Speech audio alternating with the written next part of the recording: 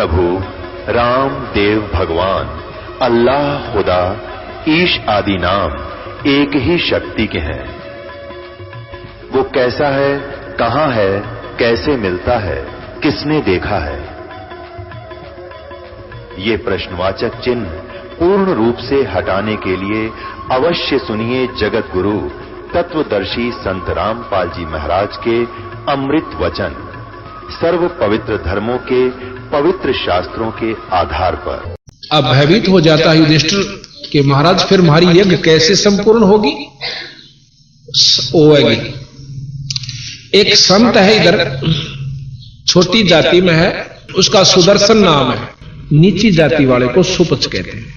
वाल्मीकि यानी भंगी के घर में जन्म है, और वो संत आवे तो बात बन सके। तो वो कहने लगा युधिष्ठिर के उधर हमने अर्जुन जी को भेजा था, उससे पूछते हैं। वो कह के आए कि नहीं संत को? अर्जुन बुलाया, कहने लगा भाई आपने वहां कोई संत होंगे, उधर कह के नहीं आए उनको? हैं जी संत, पर वो तो अभिमानी बहुत है। के बात है?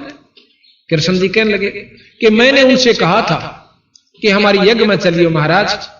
तो वो कहने लगे कि 100 यज्ञ का फल मुझे दे जो पहले, तब मैं थारे यज्ञ में भोजन पान चालू, क्योंकि तुमने इतने पाप कमा रखे से और उसके उपलक्ष्य में तुम ये धर्म कर रहे हो, भाई हम भोजन खाने नहीं जाए। तो आपने क्या जवाब दिया? मैंने ये जवाब दिया। भीम कहने लगे, तो भीम ने से कहा, तो उन्होंने बोला जी वो तो न्यू कहने लगा कि 100 यज्ञ का फल दे मैं जब चालू। मैंने कहा कि मारी तो प्रथम यज्ञ, और देख लियो थारी इच्छा होता आ जाओ, आपने तो उल्टी आंट लगा दी।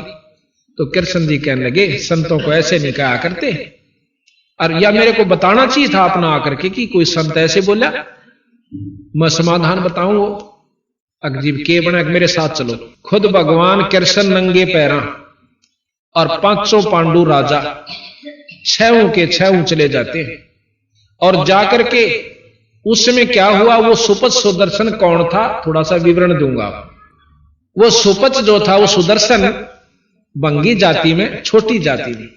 वैसे संत तो हम तो नहीं मानते जात को, पर जो फीत लागगी वह कहनी पड़े। वाल्मीकि महर्षि भी हो गए, पर भी वाल्मीकि कहना नहीं छोड़ा उसका। तो वो कबीर साहब के शिष्य थे। अब प्रश्न उठेगा कि कबीर साहब और द्वापर में करुणा में नाम से आए थे कबीर साहब, वो उनके शिष्य थे और पूर्ण ब्रह्म परमात्मा सतपुरुष के उपासक थे।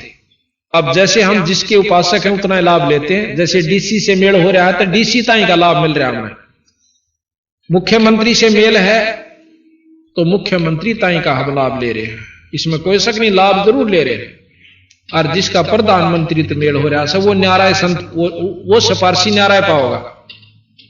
तो इस प्रकार ये पूर्ण ब्रह्म परमात्मा जैसे आपको व्याख्या करी थी, ब्रह्म से ऊपर परब्रह्म और परब्रह्म से ऊपर पूर्ण ब्रह्म।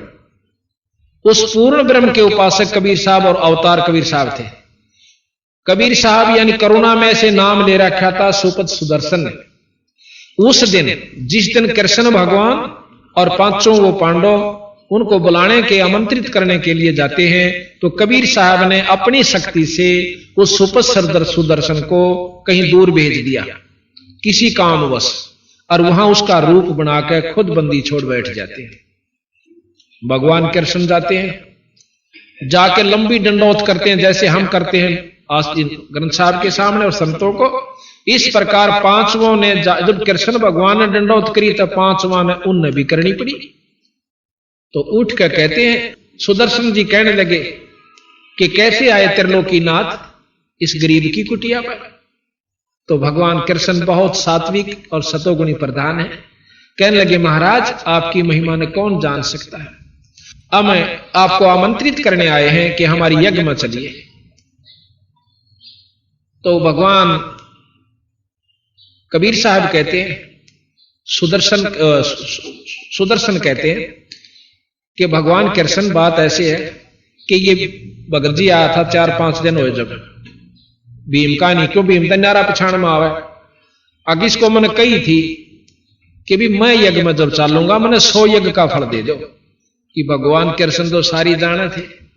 ने बोले महाराज आप ही की वाणी है, क्योंकि जो कबीर साहब ने शास्त्र ईब लिखे हैं ये चारों युगा में लिखाए हैं, जो के तुम तो आपकी वाणी है कि संत मिलन को चालिए तज माया अभिमान, और जो जो पग आगे धरे ओ हे यज्ञ समान। अब जितने भी भक्तात्मा, चाहे करोड़पति, चाहे कोई बड़ा अफसर, चाहे कैसा भी है गरीब, जो यहां से सतभाव से सत्संग समागम में आया है, अपने अहंकार अभिमान में त्याग कर, तो उसको एक एक कदम का फल एक यज्ञ के समान है। ये संतां की वाणी है। तो इस प्रकार कहने लगे महाराज आपकी वाणी है कि साध मिलन को चालिए तज माया अभिमान, और जो जो पग आगे धरे वो है यज्ञ समान। ये सतगुरु आप अपने 100 यज्ञ ले लो और बाकी मारे दे दो जोड़ी में, हमारा भी उद्धार हो जाए। इतने विनम्र भाव से भगवान कृष्ण प्रार्थना करते हैं।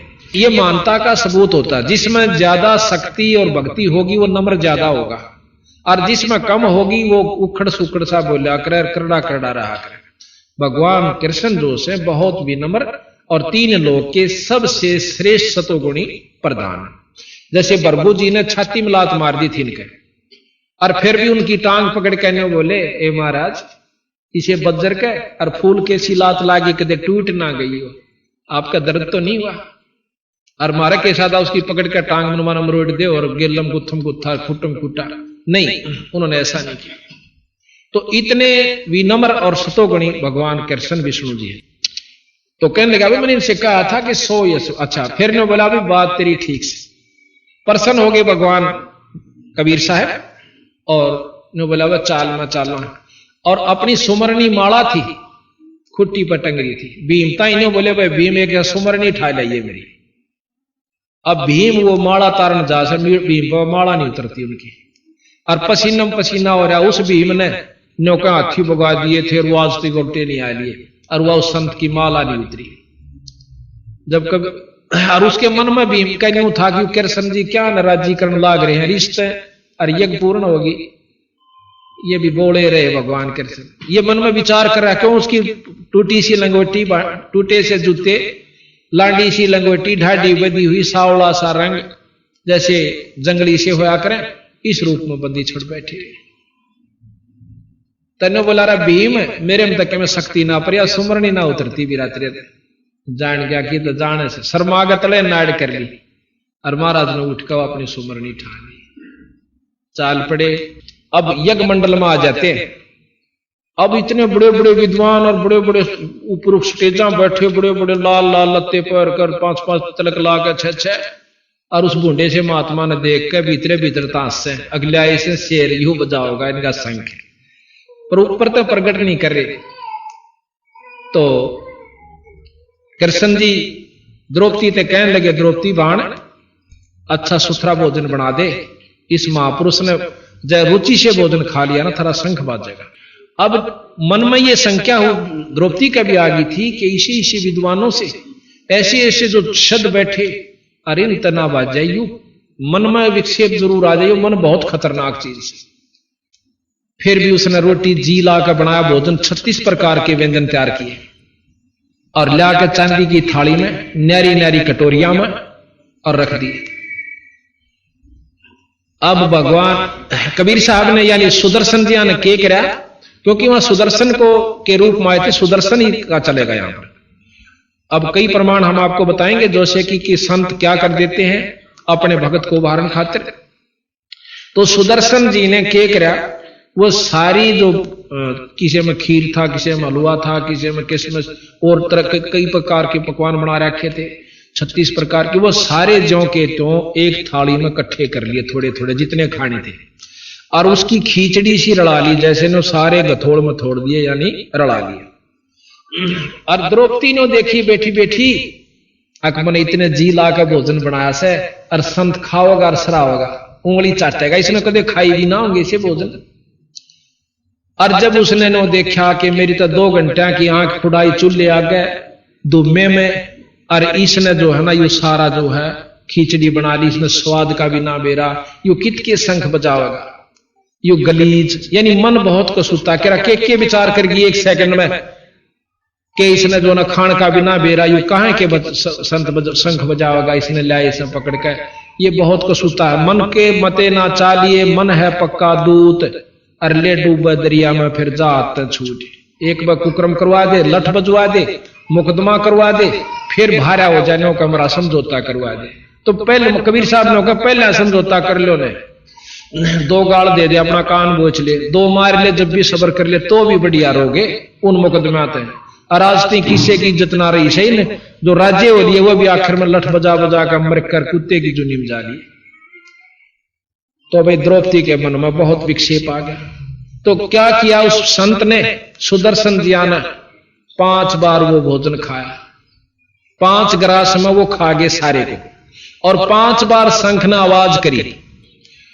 अब युधिष्ठिर बहुत प्रसन्न हुआ कि महाराज जी मौज होगी, शंख बाज गया। कृष्ण जी ने बोले ना इब्बा नहीं बजा भाई, ये तो अखंड बजाएगा और स्वर्ग तो इसकी धुन जागी, इतनी प्रेम से बजेगा यो, और जब यज्ञ संपूर्ण होगी। अब युधिष्ठिर का फेर मुंह उतर गया, अकीब किसने ढूंढ कर लाएंगे। भगवान कृष्ण कहने लगे कि ना और कुछ नहीं ढूंढना, इस संत के बराबर 3 लोक में कोई शक्ति नहीं। तो वर्णन कर रखा गरीबदास जी ने कि इस वाल्मीकि के वो वाल्मीकि ने जिसने गीता लिखी थी ना, ये रामायण लिखी थी, वो वाल्मीकि जो भंगी के घर में जन्म होने के नाते से उसको वाल्मीकि कहा गया। सुदर्शन भी कहा, सुपच भी कहा, सुदर्शन नाम था वैसे सुपच भी कहा। नो बोले इस वाल्मीकि के बालसम, इस सुदर्शन के बालसम ना ही 3 लोक, ये इतनी शक्ति का संत है। पर ना दच्चे तने बोला द्रौपदी तेरे मन में कोई कमजोरी आई से, और नौकरी इसके 5 धोकर पी ले, जब थारी यज्ञ संपूर्ण होगी, और ना फिर मन में मत ना कहिए। अब कहते हैं गरीबदास जी महाराज कबीर साहब के द्रौपदी ने उस बूढ़े से संत की 5 धोए चरणामृत लिया, और फिर देखे जब आधा द्रौपदी ने पी लिया ना, जब कृष्ण भगवान ने बोले द्रौपदी देखे मेरे मन ने दे दे थोड़ा सा, आधा उस चरणामृत को भगवान कृष्ण ने पिया, उस सुदर्शन के चरणामृत को। यहां गरीबदास जी महाराज कहते हैं चूड़े का चरणामृत लिया वो कृष्ण चंद्र करतारा कि उस अनंत कोट ब्रह्मांड के परमात्मा सतपुरुष के नुमाइंदे कबीर साहब के शिष्य उस चूड़े का, जिसने हम वाल्मीकि और भंगी और नीच जाति का कहते हैं, संता का नीच नहीं जात नहीं है। गरीबदास जी महाराज कहते हैं ऊंच नीच इस विध है लोई, और कर्म कुकर्म कहां में दोई। बूंडे काम करनिया, नीच काम करनिया चाहे ब्राह्मण जाति का वो नीच है, और अच्छे काम करनिया चाहे समाज उसके क्या की फीत ला रहा है वो ऊंच है। ये बसंता के लक्ष्य बताने की विधि है। तो उस समय वो शंख जो ही चरणामृत लिया तो वो शंख अखंड बाजता है बहुत देर तक, और स्वर्ग तक उसकी झनकार सारी पृथ्वी पर घूम जाती है जब वो यज्ञ संपूर्ण होता है। तो उस भगत ने यह भी प्रश्न किया मेरे से, नकलोई गांव का है वो, कहने लगा जी ये बात मेरे समझ में नहीं आ रही थी कि वो सुपथ सुदर्शन ईसा क्या होगा जिसने कृष्णता ही कोई फेल कर दिया। ऋषि इसी विद्वान बैठे थे, सारी महाभारत को फेल कर गया वो तो नायक वो था सारी उसका, जिस जो किसी से काम नहीं है उसने करके दिखाया। वो क्या चीज थी मैं सारा जा लिया था भाई, जो जिसने कृष्ण से भी सुपीरियर शक्ति थी तो वह कौन चीज थी। पर ने बोला सब टाड़ मटोड़ कर जाते, और मैं कहा भाई ये प्रमाणित शास्त्र है कबीर साहब का, गरीबदासियों का, जिन्होंने महाभारत जो की दो लिखती, गीता नो की नो लिख रखी इसमें, तो क्या वह ये भी झूठ लिख सकते हैं? क्या जरूरत है उन्हें इस झूठ को झूठ लिखने की, सच को झूठ लिखने की या झूठे लिखने की? फिर तो ये सारे शास्त्र गलत से भी, फिर तो सारी झूठ से शास्त्र में भी। अगर आप इस शास्त्र को गलत कोई मानना कि ये गलत से, तो फिर ये सारे गलत से। और नहीं, हम सारा को सत्य मानते हैं, ये भी सत्य है और ये भी सत्य है। अब जो किसी में ज्ञान है कि दिल्ली तक ये स्टेशन आवे हैं और आप भी जा रहे और मैं भी जा रहे हैं यहां से दिल्ली, दोनों आगे सही मिले हैं, और हम आगे कलकत्ते ताई नहीं गए, और वही आदमी फिर बतावा कलकत्ते ताई ये स्टेशन हो रहा है, क्या वो झूठ बोलेगा? नो क्या मैं जा कर रहा हूं और ये स्टेशन लागा, जब यहां तक कि हमारे सारे मिल गए तो अगले भी सत्य है, पर हम ना गए हैं, नहीं मानते, वो हमारी कमजोरी से। जब 4 वेद 6 शास्त्र 18 पुराण 11 उपनिषद महाभारत गीता रामायण वो ज्यों की तो इसमें लिखी गई, और उसके बाद बताया कि भी एक परमात्मा और सजिशन तुम भूल रहे, 3 परमात्मा 3 लोक के मालिक, इससे ऊपर ब्रह्म जिसको निरंजन वेद ब्रह्म कहते हैं, ब्रह्म से ऊपर पर ब्रह्म है। आप पार ब्रह्म की बहुत स्तुति सुनी होगी। जब दादा और परदादा 2 नाम से तो व्यक्ति भी 2 से, और परदादा उस बाप ते थोड़ा दादे ते भी बड्डा से, यानी उसका बाप से। इसी प्रकार हम ब्रह्म को अर्णों का वो पार ब्रह्म से, ये अनजान आदमी बंडा सके कि ब्रह्म और पार ब्रह्म एक चीज से। मंत्री प्रधानमंत्री में अगर अंतर कोई नहीं जानता वो तो नहीं मान लेगा कि एक चीज से, पर हम नहीं मान सकते जिनको ज्ञान है। तो ये बंदी छोड़ने ये कहने की कोशिश की है कि ब्रह्म तक का ज्ञान ये 3 लोक के शास्त्र सारे देते हैं, उसमें मुसलमानों के भी आ लिए और अपने हिंदुओं के भी आ लिए, क्रिश्चियनियों के भी आ लिए। जिस क्रिश्चियन की भी जो स्टोरी है वो यहीं तक का ज्ञान है। अब इस 3 लोक के, और फिर लोग तो और भी गणे मानने, हम खुद मानते हैं कि लोग तो बहुत गणे हैं, शास्त्र बताते हैं इस प्रमाण को दे रहे। और फिर हम लोग हैं कि किसी से हमने बात की, बोला शंकर भगवान या विष्णु भगवान का जो उपासक होता है वो नौका यू है ब्रह्म से और यू है पार ब्रह्म से। अब भाई डीसी ने को मुख्यमंत्री या तक डीसीएस है, मुख्यमंत्री नहीं हो सकता जब 3 लोक के का, या तो फिर शुरुआती से ना सारे शास्त्र ने कंधे पांदे अनंत लोक ब्रह्मांड के परमात्मा है। जब शास्त्र 3 लोक के कह हम लोग को ना यू अनंत लोक के ब्रह्म, तो या देखो जितनी इनमें शक्ति है वो गरीबदास जी ने इन शास्त्रों से ज्यादा वर्णन कर रखा है राम और कृष्ण की, कि जितनी इनमें शक्ति है 3 लोक के भगवान में वो तो वर्णन भी नहीं कर पा रहे ये शास्त्र, और इन्होंने कर रखी है। लेकिन इनसे ऊपर एक और शक्ति है ब्रह्म, और ब्रह्म से ऊपर पर ब्रह्म। ये ब्रह्म के अवतार है तीनों, ब्रह्मा विष्णु महेश, यानी ब्रह्म से उत्पन्न हुए। ब्रह्म ज्योत निरंजन है, ज्योत निरंजन काल है, संतों ने बताया। ज्योत निरंजन जो हम जाप करते हैं ये काल तक का जाप है, वेद उसको ओम जाप कहते हैं, और संत जो है उसको ज्योत निरंजन, अलख निरंजन। नाथ परंपरा के संत हमने देखे जाकर मोगरा खड़का कर अलख निरंजन, तो वही अलख निरंजन, वही ज्योत निरंजन, वही ब्रह्म, वही ओम ओंकार, वहीं तक का ज्ञान। इससे ऊपर ब्रह्म, ब्रह्म से पार ब्रह्म, पार ब्रह्म से ऊपर पूर्ण ब्रह्म, पूर्ण ब्रह्म के अवतार कबीर साहब आए। अब ये शास्त्र ज्ञान दे, वो भी ज्ञान हमें शास्त्रों से हुआ, घर का तो नहीं किसी का। ये शास्त्र आपके पास रखे हैं, और ये भी शास्त्र है जो लिपिबद्ध किया गया। ये तो 600 वर्ष पहले का शास्त्र है, ये लाखों वर्ष पहले के भी हम सत्य मानते हैं, रह भी सत्य। और ये तो 600 वर्ष पहले का लिखा हुआ शास्त्र है, कोई दो भी नहीं। और गरीबदास जी का लिखा हुआ तो हमारे पास हाथ से मौजूद है, कोई ने सोचा बाद में मिला लियोगे झूठी साची। कई भाई न कहो हम रामायण में गोपाड़ पेल रखे, गोपाड़ तो उनको है जिनको ज्ञान नहीं। शास्त्र में गोपाड़ पेलन की कोई जरूरत नहीं थी, क्या आवश्यकता थी उन संतों को इसमें गोपाड़। उस समय की जो परिस्थितियां थी आज हम मान ही नहीं सकते। आज से 100 साल के बाद कोई न्यों नहीं मान सकता कि 5 मन वजन नठानिया को आदमी हुआ होगा। और आज से 30 साल 40 साल 50 वर्ष पहले आम व्यक्ति 5 मन वजन न ठाकर छात पचट जाया करते थे। और आने वाले 100 साल में कोई इस बात ने स्वीकार नहीं कर सकता कि कोई 5 मन वजन ठानिया क्यों ऑर्डर रह जाएंगे प्योंदसी। गरीबदास जी लिख रखा है इसमें कि 8 जब कलयुग का अंत होगा 15 वर्ष 20 वर्ष की उम्र रह जाएगी मनुष्य की, और 5 उसमें से खंड होगा। जिस प्रकार आज हमारी 100 साल की उम्र मान कर चल रही है, 100 पूरा कोई नहीं करता, कोई 75 में, कोई 70 में, कोई 60 में, कोई 65 में, कोई 80 में चालते बने हैं। तो अंत जब होगा जब 20 साल की उम्र रहेगी और 5 उसमें से खंड होगा, 15 साल मर पड़ कर पूरे होया करेंगे। इतने कसूते यहां पर दुख होया करेंगे, दुख तो ही हो चुके शुरू, और आने वाले समय में तो इतना दुख इस जीव को हो जाएगा, यहां कैर हो जाएगा हर जीव के ऊपर, चाहे मनुष्य है चाहे दूसरे। तो 15 साल की उम्र होगी, 20 साल की जिसमें 5 खंडा, और 5 साल की लड़की के बालक होने शुरू हो जाएंगे। ये समय आओगा और बेल खोल कर ये जीव रहा करेंगे मनुष्य जाति के, कोई मकान नहीं रहेगा, क्योंकि उस समय वर्षा अभाव हो जाएगा और इतने जंखाड़ चला करेंगे कि भूचाल आया करेंगे, मकान बिल्डिंग रह नहीं सकती, और उसमें बिल खोद कर ये प्राणी रहा करेंगे। ये कलयुग के अंत की बात बंदी छोड़ गरीबदास जी ने बताई। तो प्रकरण ये चल रहा था कि हम इस चीज को स्वीकार नहीं कर पाते, तो फिर क्या हुआ, यज्ञ पूर्ण हुई, युधिष्ठिर को सपने आने बंद हुए। यज्ञ धर्म करने से कर्म शुभ कर्म बढ़ जाते हैं, माड़े कर्म खत्म नहीं होंगे। या भूल मत करियो कि कोई नौका मैंने यज्ञ कर दिया और पिछले पाप कर्म खत्म हो गए। यज्ञ का फल अलग से मिलेगा और पाप कर्मों का अलग से मिलेगा। धर्म का जैसे यज्ञ क्यों करवाया गया, जिस प्रकार सब्जी में मिर्च ज्यादा हो जाए और वह ना खाई जाती होता है घी घेर ले, पर जो अवगुण मिर्च का है वो भीतर शरीर में जाकर अवगुण मिर्च जरूर करेगी, खा जरूर गए। नमक जैसे ज्यादा हो गया, उसमें घी डाल लिया, वो भी कम हो जाएगा, लेकिन नमक अंदर जो डिफेक्ट नमक ने या फायदा करना वो जरूर करेगा। इसी प्रकार हम पुण्य कर्म जो करते हैं, पाप कर्मों को, जैसे भाई अच्छे धर्म कर रखा, आज वो करोड़पति हो गया, इस दुख तो बचा पैसे की कमी ना रही, लेकिन जो और उसके भाग्य के कर्म से वो भोगने पड़ेंगे।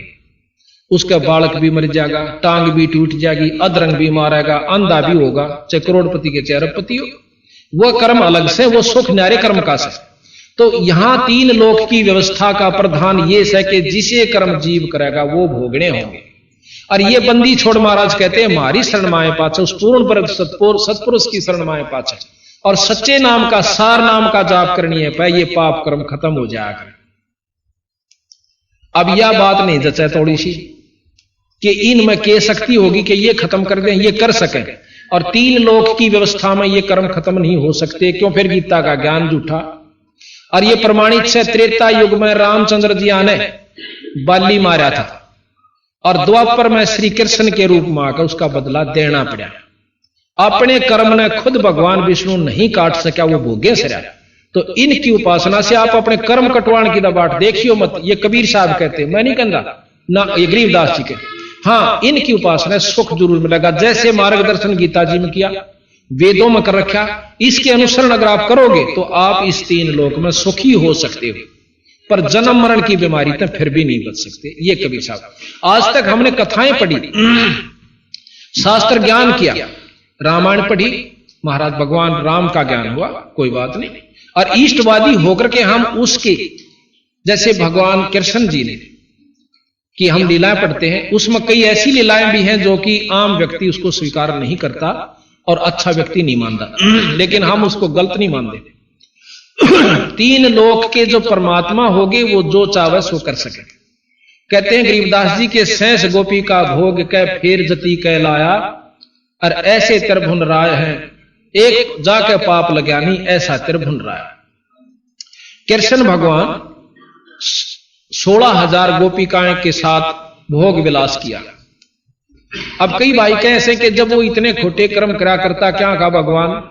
अब इस बात में हम नहीं पढ़ते, वो भगवान तो वो था, 3 लोक के उपासक थे परमात्मा, और लीलाएं ये सारी सत असत माननिया अपनी कमजोरी में से।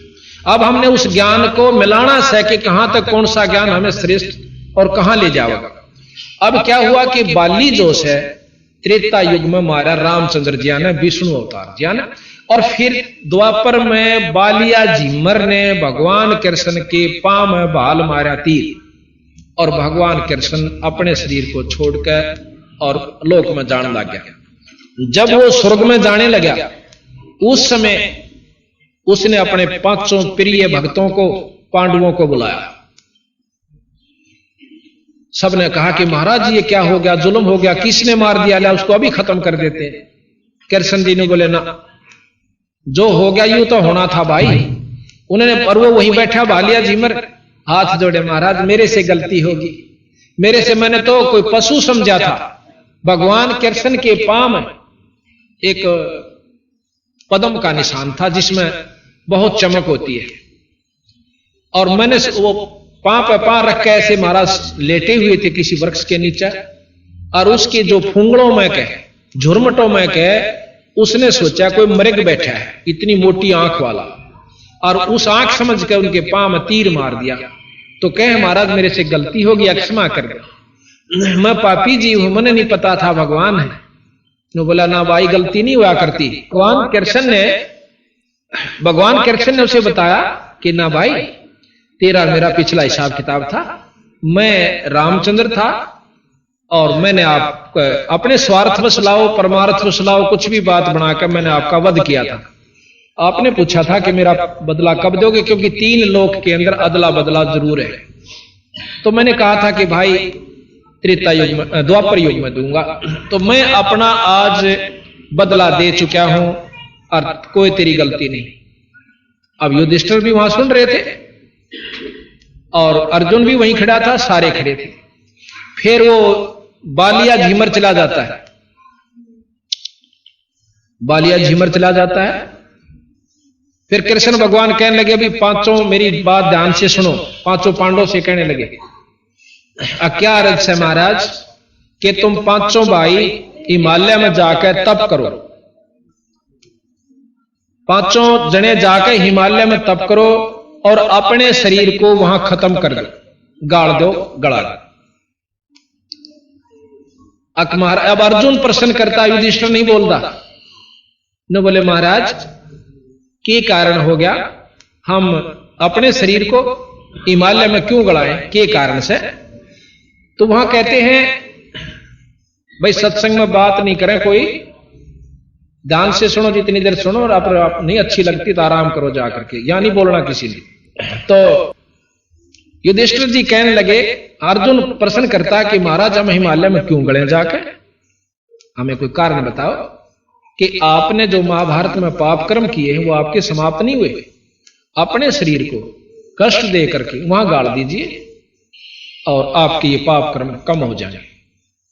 अब वहां कबीर साहब कहते हैं कि अर्जुन ने हाथ जोड़कर कहा कि भगवान, आपने गीता में सबसे पहला यही कहा था कि आपके ऊपर कोई का पाप कर्म लागू नहीं होंगे, और ये हमने फिर आप यज्ञ करी, उस समय भी आपने कहा था यज्ञ कर दो आपके पाप कर्म खत्म हो जाएंगे। 2 बार यज्ञ करी, और तीसरी बार आप फिर कहते हो कि वहां पाप कर्म गड़ा जाओ, गड़ जाओ सारे और तप करो, आप खत्म हो जाएंगे। कहते भगवान आपकी लीला हमें समझ में नहीं आई। कोई बात नहीं, समझ में ना आई आप ये काम करो। अब ज्यादा बोलने की हिम्मत नहीं होती, क्योंकि बहुत विद्वान थे। भगवान अपने 100 लोग को चला जाते हैं। अब कबीर साहब कहते हैं यहां तक के तो ज्ञान शास्त्र देते हैं, अब आगे का मैं बताऊं। पांचों पांडव हिमालय में गड़ जाते हैं। युधिष्ठिर जो है केवल उनका पंजा पंजा गड़ता है, वो सह शरीर अपने पिता के पास चले जाते हैं। ये पांचों कौन थे? युधिष्ठिर धर्मराय का लड़का था, जो लेखा जोखा करता धर्मराज, उसका पुत्र था। यहां नाटक करने के लिए आए थे। जिस प्रकार एक फिल्म के अंदर करोड़पति का लड़का एक रिक्शा चलाता है और रिक्शा में वो सही रोल कर रहा है, कति रिक्शा पुलर का और गरीबी का, और भाई जिस ढंग से वो रहता है एक भिखारी का कर रहा है, वो सही रोल कर रहा है। वो ना तो भिखारी है उस पिक्चर में, पर पिक्चर देखनी है वो बिल्कुल सच लग रहा है। आनंदित भी हो रहे हैं, दुखी भी हो रहे हैं उसके दुखों में। तो ये इसी प्रकार वहां से ये 5 महाशक्तियां आई थी अर्जुन जी के साथ, कृष्ण जी के साथ। युधिष्ठिर धर्मराज का लड़का, और भीम पवन देव का लड़का, और अर्जुन इंद्र जी का लड़का। और ये जो 2 थे नकुल और सहदेव, ये अश्वनी देव के लड़के थे।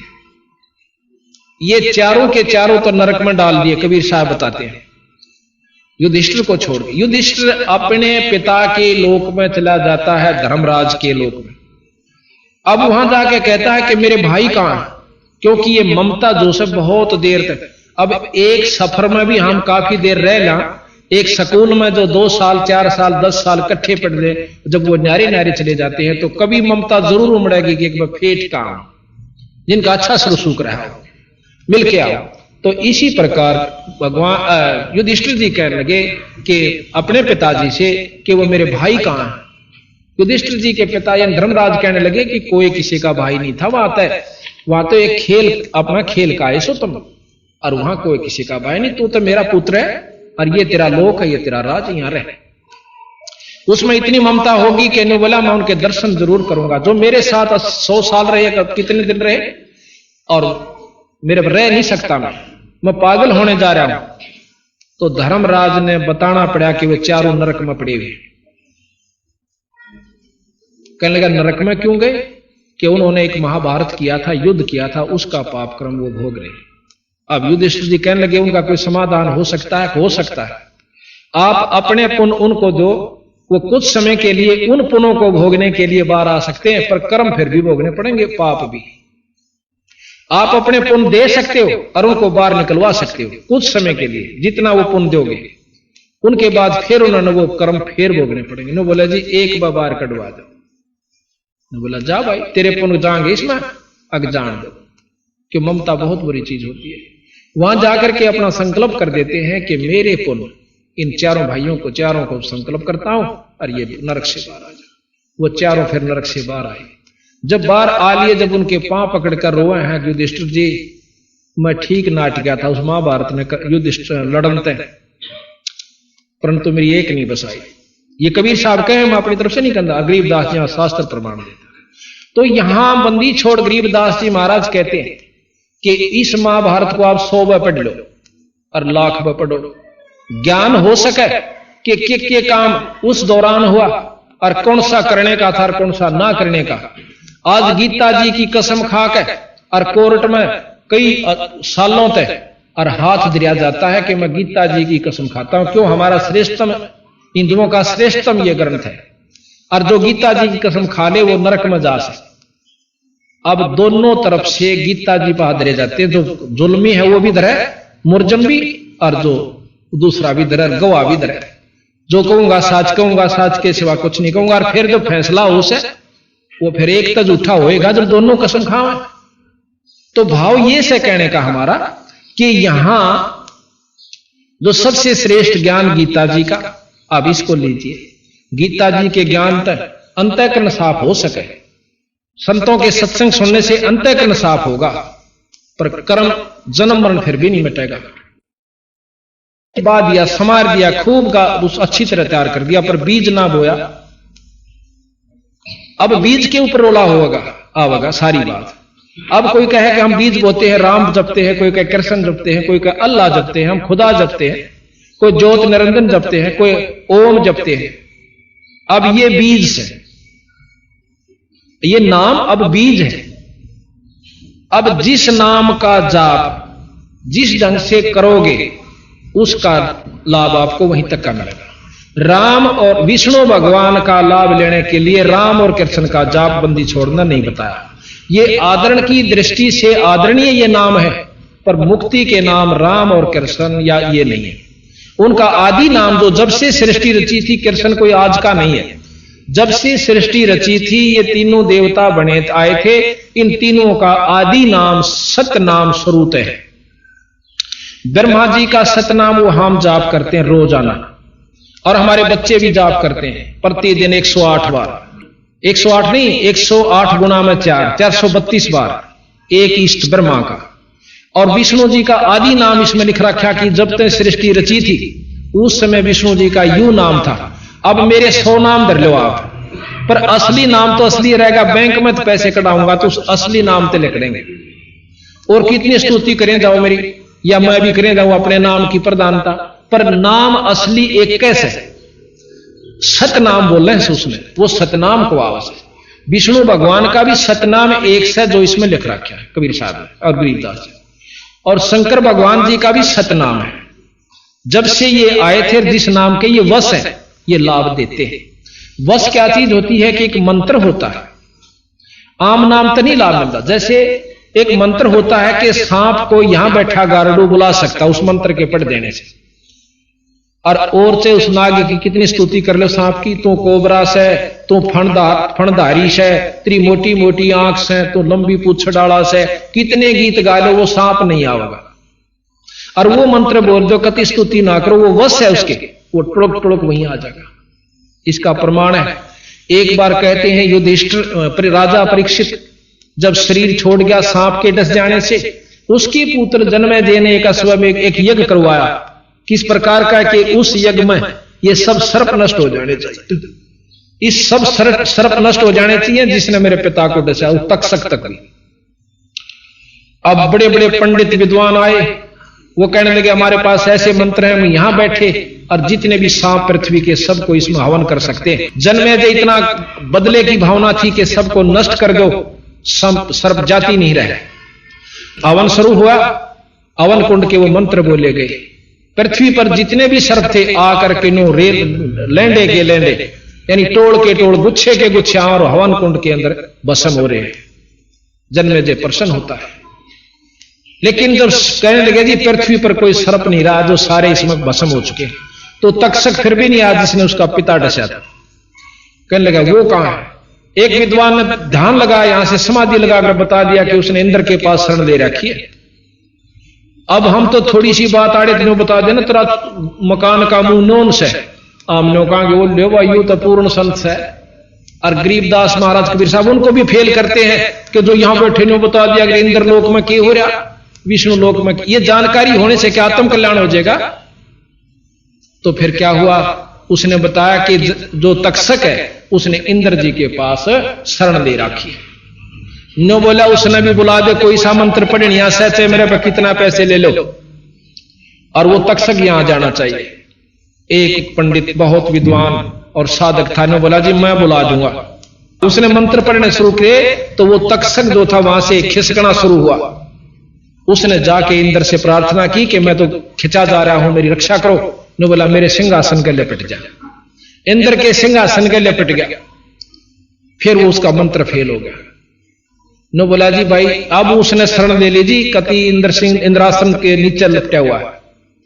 ने बोला भाई सा विद्वान है जो इंद्रासन समेत यहां ला दे। ने बोला मेरे पास एक और खड़ा हुआ है। ने बोला जी मेरे दो रस पढ़ देता हूं भी, और किम में ले लिए इसका। कहते हैं उसने वो मंत्र शुरू किया और इंद्रासन उठना शुरू हुआ। इंद्र ने आवाज लगाई, अर्ज करी भगवान विष्णु से कि मेरे राज को बचाओ, आपने दिया हुआ राज आज मेरा नष्ट हो रहा है, न्यू हो रहा है। तो फिर विष्णु भगवान ने एक ऋषि, उसका नाम मैं भूल गया, वो भेजा कि उसको समझा दे भाई देखी तेरा बदला बतेरा हो लिया, ईब तो माफ कर दे। उस ऋषि ने आकर समझाया भाई विष्णु भगवान का संदेशा है और इसको करना तू बंद कर दे, तेने लाखों मार दिए एक ना है तो कोई बात नहीं, और उसको तो नहीं मत मार, और इतने पाप करवाना किधर के ले जाएगा तू सिर पे। तो कहने से वो मान जाता है और तक्षक की जान बच जाती है। अब महाराज गरीबदास कहें कि इसे शब्द और इसे मंत्र बोलनी है, और ईब कोई बोल देने रे सांप न बुला देता हम क्यों के समझ लिया उसने। तो उनको भी महाराज कहें ये गधे की जुनी में जाते हैं जो ऐसे साधक है। और हम थोड़ा सा नो कहे कि इतनी ऊंचा उठ जाया करे है बस क्या क्या कहने।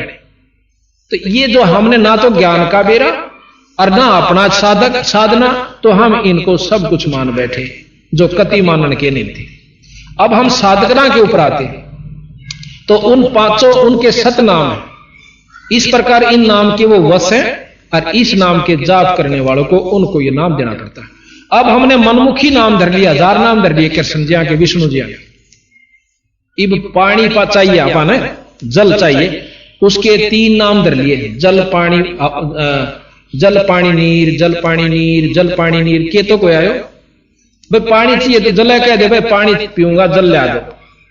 और न्यू बेवकूफ मन तो कोई सा लगता नहीं। गरीबदास जी कबीर साहब कहते हैं कि जल पानी नीर, जल पानी नीर, और भी धर ले वाटर, जल पानी वाटर, जल पानी। ये कोई तो कोया एक का नाम तेरा अगर सही उसका सह तो भाव ये से कहने का कि हमने ना तो ज्ञान का बेरा और ना अपनी साधना, और शास्त्र पढ़ने लग जाए आदमी पागल हो जा। आखिर में नो का भगवान सही नहीं, वो उस मोड़ जा रहा है, वो उस तोड़ जा रहा है, वो नो का विष्णु बड़ा है, विष्णु शंकर पुराण का है, शंकर तो बराबर कोई शक्ति नहीं।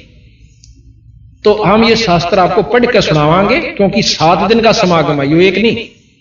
ये मेरे पास विष्णु पुराण, शिव पुराण और सत्यार्थ प्रकाश, महाभारत, रामायण, गीता जी, ये सब के रखे हैं। इनको पढ़ के सुनावांगे और फिर इस गरीबदास जी मिलावांगे। इन जो लिख रखा वो बिल्कुल 100 का 100 सत्य है। जब ये सत्य हो सके तो जो इन और बता रखी ऊपर की वह कौन सी गलत हो जाएंगे कि साधना एक और करनी है जो आप नहीं करते। बोल सतगुरुदेव की। अभी आपने सुना कि जिस प्रकार तो उस भगत जी ने मेरे से प्रश्न किया था कि मैं इस बात को नहीं जान पाया आज तक कि सारी महाभारत को फेल करने वाले वो सुपत जी कहां से आ गए। जब उसको ये जानकारी हुई, क्योंकि गरीबदास जी महाराज कहते हैं अनंत कोट ब्रह्मा हुए, अनंत करोड़ हुए ईश, और साहेब तेरी बंदगी से यो जीव हो जा जगदीश। तो उसको बताया कि भाई परमात्मा कबीर साहब के अंदर वो शक्ति है कि उनके सतनाम को जाप करने से ये जीव वीपी बन जाता है। जो 3 लोक के परमात्माओं में शक्ति होती है वो सतगुरु के उपासक हंस में हो सकती है। अब हम आपको ये बताने की कोशिश करेंगे कि कबीर साहब में क्या शक्ति थी। जिस प्रकार हमने भगवान राम और कृष्ण जी को ईश्वर संज्ञा में ले रखा है, उनकी लीलाओं को सुनकर, उनकी महिमाओं का जानकारी हो जाने से उनने के काम करे, क्या क्या किया कि गीता जी के ग्रंथ का उन्होंने हमें ज्ञान दिया। उसको हमने बहुत श्रेष्ठ ज्ञान मानकर भी उनको ईश्वर संज्ञा में लिया। दूसरा यह है कि उन्होंने अपने पिताजी को कैद से छुड़वाने के लिए कंस का वध किया, और जैसे पूतना को दूधी का जहर लगाकर मारने के लिए पूतना गई थी, भगवान कृष्ण ने उसको खत्म कर दिया और मरे नहीं। और भी बहुत से कितने राक्षस गए थे, उनके काबू में भगवान कृष्ण नहीं आए। इन शक्तियों की जानकारी हो जाने से, लीलाओं के ज्ञान से हमने उनको ईश्वरीय संज्ञा में ले लिया, और इसमें कोई शक नहीं। इसी का प्रमाण बंदी छोड़ कबीर साहब तथा गरीबदास जी बतावे हैं कि ये तीन लोक के परमात्मा थे। अब हम आपको कबीर साहब की लीला बताएंगे। गरीबदास जियों ने जो भी वो देखा था अपनी आंखों से, यानी सुरत की आंखों से, अंतःकरण की आंखों से, बाहर की आंखों से काम नहीं चलता। बहुत से पथ भ्रष्ट समझो, मार्ग से भ्रष्ट हो चुके हैं जो भक्तजन, वो केवल आंखों से ही नो कहीं इन आंखों से दर्शन करवा देता हूं भगवान का। तो इसका मतलब है कि जो अंधे हैं वो तो इन आंखों से दर्शन कर ही नहीं सकते, वो तो परमात्मा। सूरदास जी तो ईश्वर के दर्शन कर ही नहीं सके था।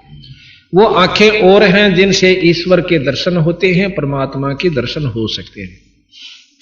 तो उन आंखों से कबीर साहब ने गरीबदास जियों को वो ऊपर के मंडल दिखाए, और जो उन्होंने देखा वही यहां पर लिख दिया। महाराज कहते देखती कहत हूं, अनदेखी कहत नहीं। ये जो भी मैंने लिख रखा अपनी आप देखी हुई कही से, इसमें झूठ रती भरनी है। तो अब हम आपको कबीर साहब के बारे में जानकारी देंगे कि उनमें क्या शक्ति थी। हमारे पास कबीर साहब के बारे में आपको जानकारी देंगे कि कबीर साहब अनंत कोट ब्रह्मांड के परमात्मा है। अनंत करोड़, जिसको पूर्ण ब्रह्म कहते हैं। कबीर साहब इस कलयुग के अंदर वैसे तो बहुत बार प्रकट हुए, बहुत बार, परंतु लंबे समय में जो प्रकट होकर रहे वो कबीर नाम से और काशी जी में प्रकट हुए। विक्रमी संवत 1455, विक्रमी संवत 1455 में जेठ उतरते की पूर्णमासी पूर्णमासी के दिन बंदी छोड़ कबीर साहब काशी से लगभग 2.5-3-4 किलोमीटर की दूरी पर एक लहर तारा तालाब है। उसके अंदर अपने सब इच्छा से अपने सतलोक से आकर और एक कमल के फूल के ऊपर प्रकट हुए।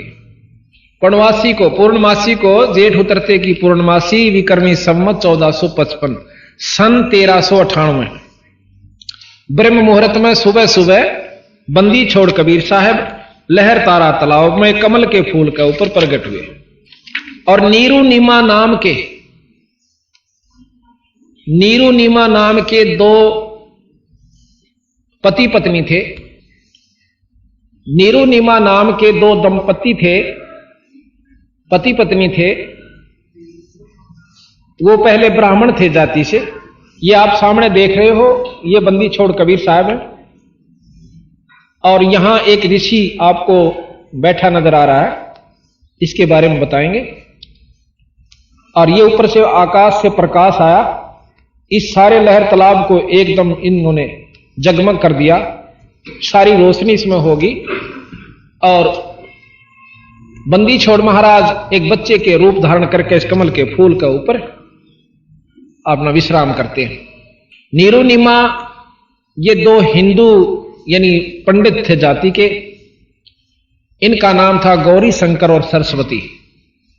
गौरी शंकर नीरू का नाम था और नीमा का नाम था सरस्वती।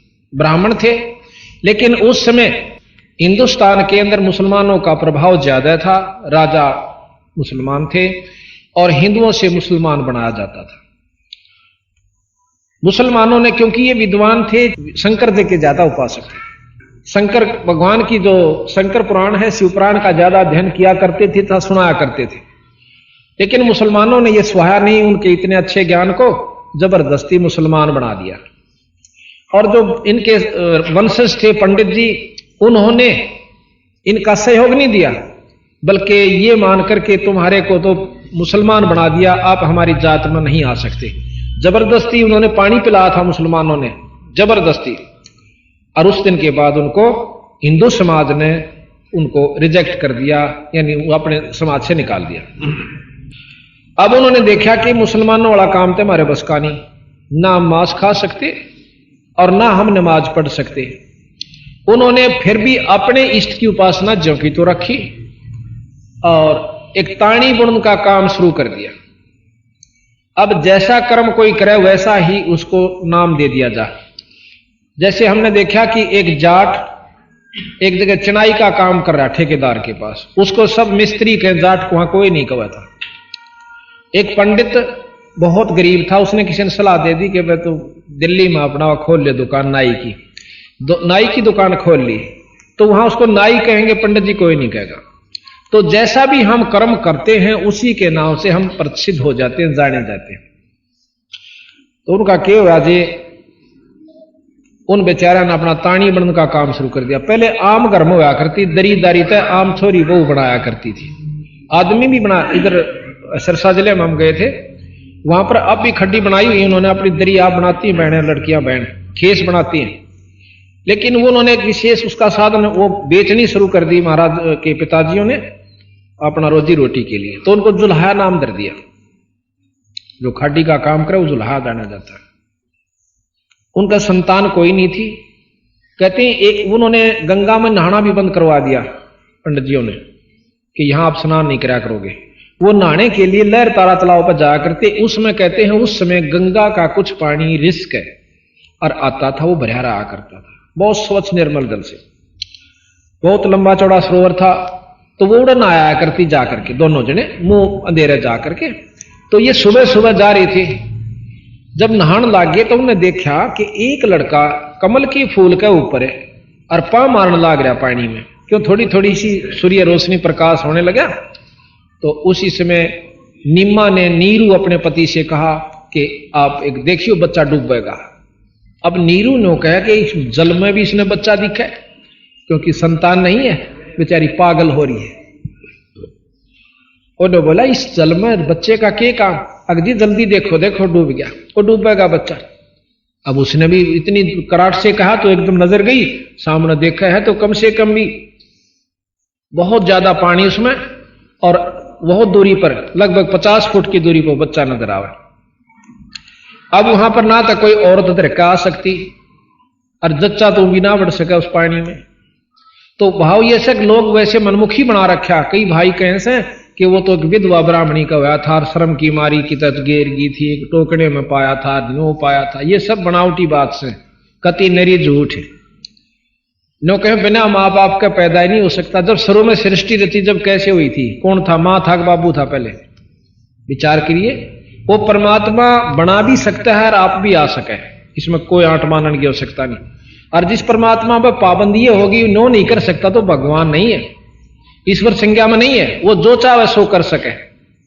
तो जी वो भाग के अंदर गया और समेत फूल उस बच्चे को ले आता है। आज कबीर साहब एक कमल के फूल लगा ऊपर है और लहर तारा तालाब के अंदर आए। वहां पर नीरू जो है, नीरू भाग करके अंदर से उस कमल के फूल में थे और सदा फूल उठा लाता है और नीमा को दे देते हैं। ये साथ में नीरू खड़ा है और ये इधर महाराज कबीर साहब को लिए नीमा खड़ी है सरस्वती जी, जो कि जिनका पहला नाम सरस्वती जी था।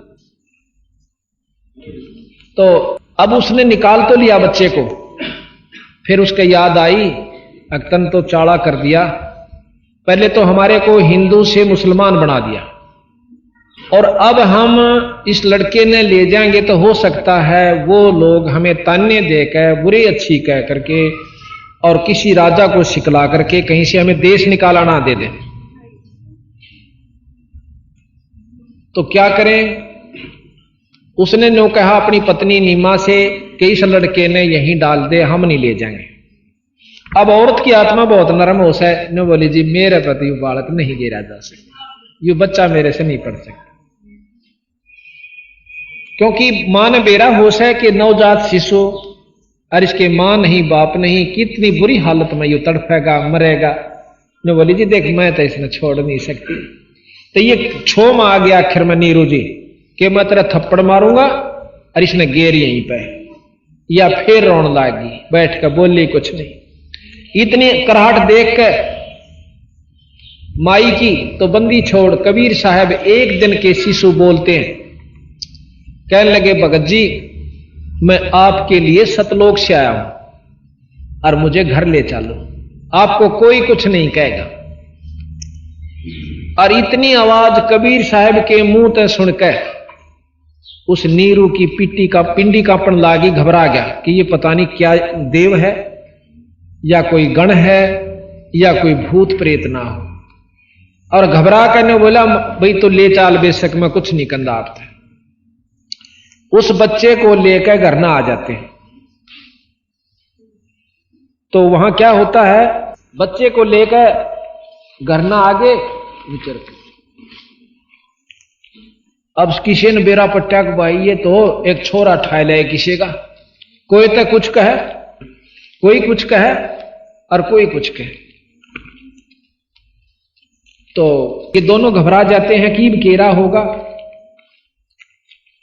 अब मुसलमानों को पता चला कि चलो लड़के का नाम रखेंगे और अपनी कुरान लेकर आ जाए।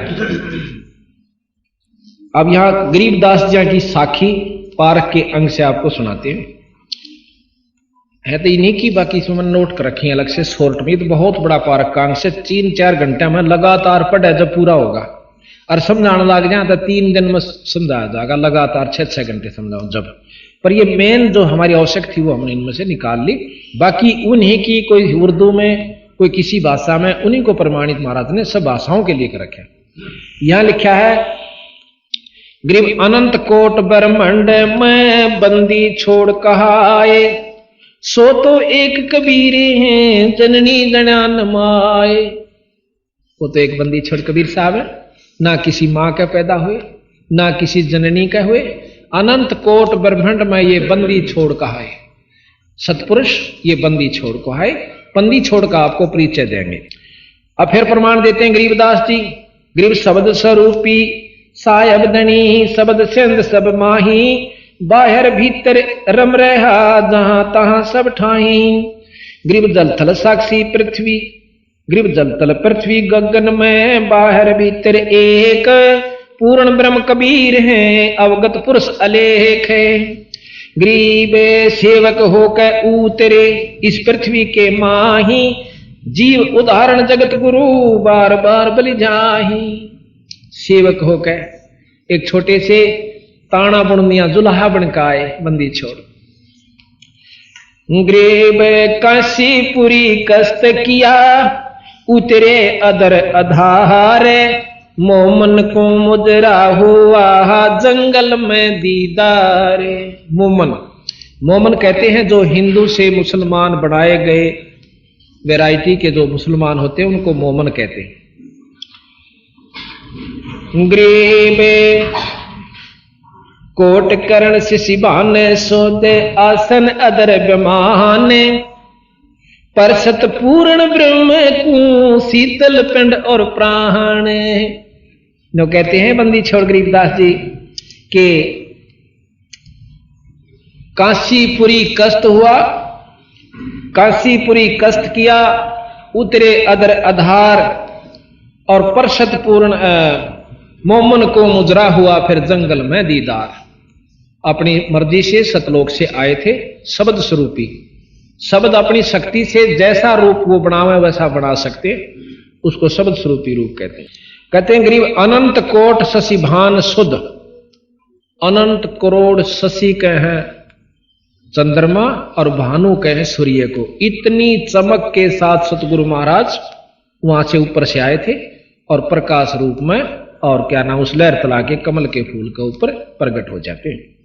और फिर जब उस काशी वहां से उठाकर निम्मा ने अपनी छाती का जब लाया उस औरत ने, इतना आनंद आया कि परशत पूर्ण ब्रह्म को और शीतल पिंड और प्राण उस परमात्मा को गोदी में ले पाछे जो आनंद माई ने महसूस किया उसका वर्णन हम कर नहीं सकते।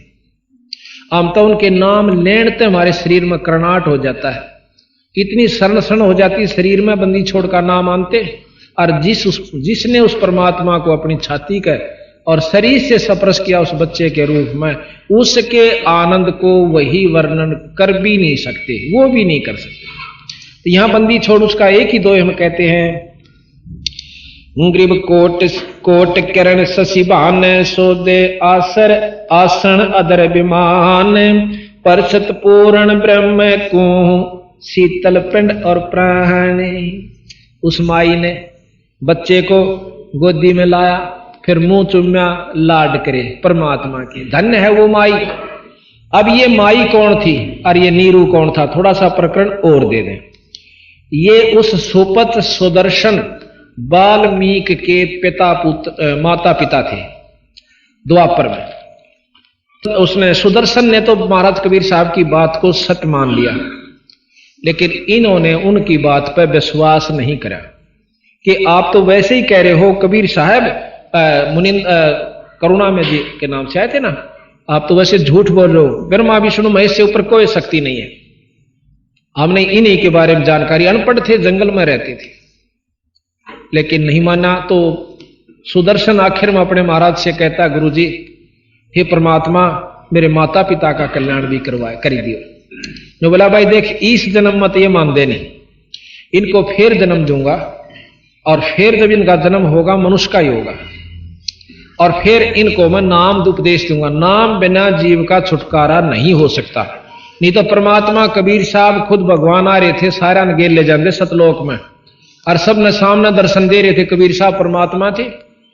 जब इन्हों दर्शन तय अगर मुक्ति होती होती इबन तो सारे जा लेंगे।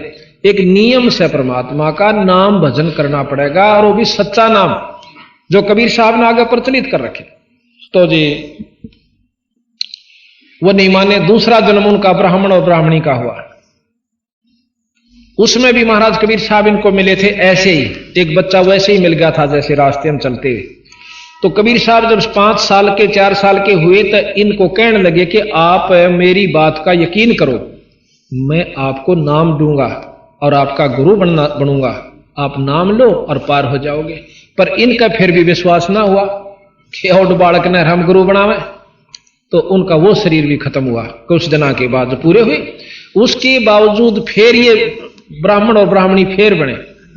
जब कबीर साहब ने तो ये मानना नहीं हो क्यों, फिर ब्राह्मण ब्राह्मणी का घमंड उच्च जाति का ऐसा काम बना कि मुसलमानों ने उनको पहले ही ऐसा कर दिया कि उसमें अभिमान नहीं छोड़ा और औलाद नहीं थी।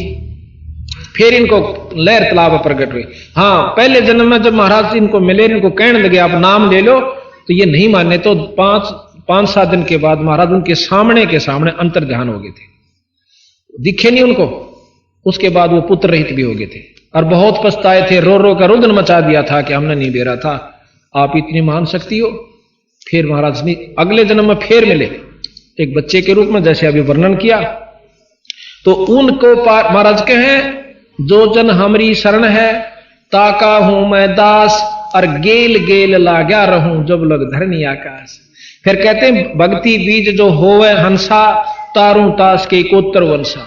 एक भी कुणबे में अगर सच्ची भाव ते कबीर साहब को मानता है, नाम ले रखा पूरे गुरु तक, तो उन्होंने उसके 101 पीढ़ी न पार करूंगा। ये प्रमाण दिया सतगुरु ने कि उसके माँ बाप को भी महाराज पार करके ले गए और इस रूप में आकर ले गए। तो यहां ग्रीब काशीपुरी कष्ट किया, गृह में गोद लिया मुंह चूम कर, कोट हेम रूप झलकनते जगर मगर काया कर दमक पदम अनंते। हेम रूप जैसे हेम कहे बर्फ न, और स्नो व्हाइट का आकरण बहुत कति बर्फ के साथ सफेद, इतना बंदी छोड़ का चमकीला शरीर था। कहते हैं गरीबदास जी महाराज, गरीब गोद लिया मुख चूम कर हेम रूप झलकनते जगर मगर काया करे दमक पदम अनंत। ग्रीब काशी उमटी गुल भया मोमन का घर घेरे। कोई कह ब्रह्मा विष्णु है कोई कह इंद्र कुबेर। जब बंदी छोड़ के इसे सुंदर शरीर में छोटे से बच्चे के देखा को तनो कहे तो ब्रह्मा के शादी कैसे इतना तेज हो मैं बच्चा। कोई विष्णु कोई इंद्र कोई कुबेर और कोई कहिए तो कोई देवता से। ग्रीब कोई कहे ये वरुण है कोई कहे वरुण धर्मराय है कोई कहते है ईश। 16 कला सुभान गति कोई कहे जगदीश। गृह भक्ति मुक्ति ले उतरे मेटन तीनों तापे। मोमन के डेरा लिया कह कबीरा बापे। भक्ति और मुक्ति लेकर आए और तीनों तापों को मेटने के लिए बंदी छोड़ कबीर साहब के नाम में वो शक्ति है कि वो 3 ताप को नष्ट कर देता है।